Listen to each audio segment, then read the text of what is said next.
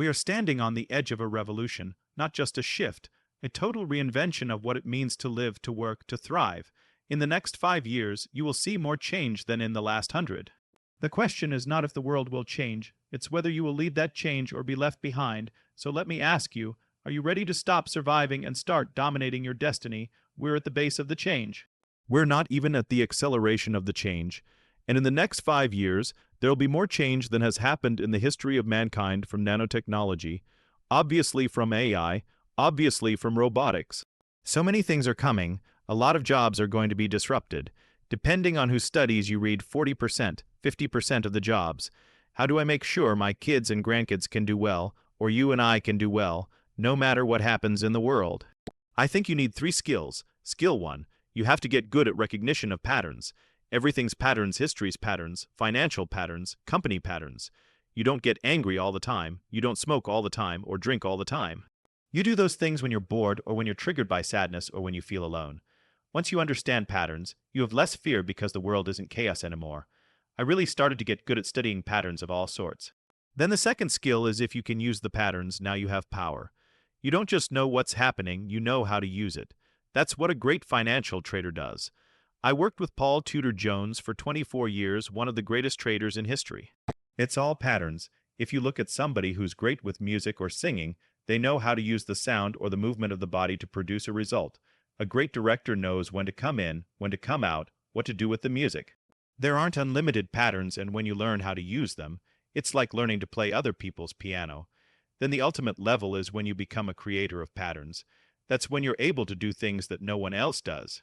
You become a master of your particular domain of focus. So I look at those 3 skill sets and say, I want to make sure that I had that in as many areas as possible. When I learned how to do that, that's when I started getting the calls because I did it to me first. Then all of a sudden I get the phone call when the kid is suicidal. Knock on wood, I've never lost one. I've done thousands of them. There's a documentary on Netflix called Tony Robbins, I'm Not Your Guru. If you go there and watch it, you've seen it 2 people. I mean, yeah, it's mind-boggling because they're no longer suicidal. One of them is actually now a life coach in Berlin, which is incredible. You've done your homework. Anyway, long story short, and the bottom line is when I understood that, then I got. That's how I started to get people like the President of the United States coming to me saying, what am I going to do? I remember I got a phone call in the middle of the afternoon one day, and it's President of the United States, Bill Clinton, saying, they're going to impeach me in the morning. What should I do? And my first response was, could you call me sooner? It's tomorrow morning. But because I had no net, I'd go like Serena Williams, she can't get back on the court. Her sister got killed, and it's the US Open, and I've got to deliver. Now that having no net but also having developed enough patterns gave me a capacity to create patterns that produce results that people had never seen before. And then I started doing it in business. So now I have 114 companies. We do $9 billion in business now across all these different industries. I have no traditional college education in business. It was just all modeling. Jim Rohn taught me success leaves clues that if someone is successful, not for a day or a week or a month or a year, but a decade or more, they're not lucky. They're doing something different than you. So figure out what that is. Most of my books are that. I wanted to help people financially after 2008. I was pissed off. I knew a lot in that area. I was like, okay, let me interview 50 of the smartest financial people in the world. And they're all different, but let's extract. What do they have in common? My billionaire clients loved it, but the average person loved it. It was a New York Times #1 bestseller. Millions of copies sold because people could take it and actually change their life. I did the same thing with Life Force, interviewed 150 of the greatest regenerative medicine doctors in the world, Nobel Prize winners, because right now the breakthroughs that happen today, on average, take 17 years from the time of the breakthrough till your clinician will start to talk to you about it. I was like, I want to blow out that 17 years. Somebody write the book and empower people and show them what's happening with stem cells and exosomes and all these different technologies. And so because of that, I'm able to expand so rapidly because I'm good at pulling out those patterns. And then I know how to put them in a format that makes people really change and has fun doing it, because I believe, look, we're not an information culture anymore. The information society died a long time ago. There's too much information. You're drowning in information and starving for wisdom. But we are an entertainment culture today, so you've got to capture people's attention, and most people have a long attention span. I've got to hold them for 12 hours. 13, 4, or 6 days when they wouldn't sit for a 3-hour movie someone spent $300 million on, and they're in a stadium of 20 people. I've got to get the guy at the top to be engaged. I've learned how to do that. It's a skill set to be able to do that, but it came from learning all these patterns, so I entertain them first, have the greatest experience, laughter, joy, fun, playfulness, tears sometimes. But then that gives way to the second E in EC. I educate them. I give them tools that I have modeled from the very best on earth that work. They're proven and cutting edge, and then they get results. And then while they're there, I empower them to practice with real human beings and see what works and what doesn't, so they don't just leave there uncertain. That's one of the reasons why so many people get such lasting results, because we have a process. And we do it for everything, whether we're teaching finance or relationship, or how to shift yourself psychologically, emotionally, or how to shift your body. We still use that kind of secret sauce to make it happen. I first heard your name from my speech therapist. I think I was 14, 15 years old, and he had done something called the firewalk, which was invented by a woman named Molly Turkin. She taught it to you the year before. It's been around younger, but yeah.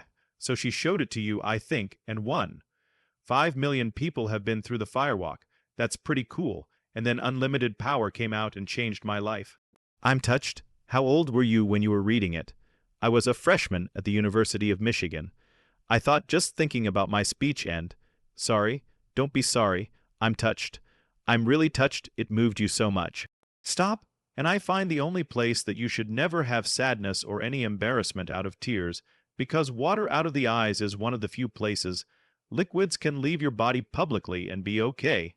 Yeah, I worked so hard we'd go to McDonald's and I learned how to say hamburger. It was a lot of work every night, and I thought I worked so hard to do that. I was a good student. That was something I could control. I was the hardest worker. I graduated top 1% of my class at Michigan and just worked my ass off. And that book, there were 2 things in that book that really made an impact on me from the same story.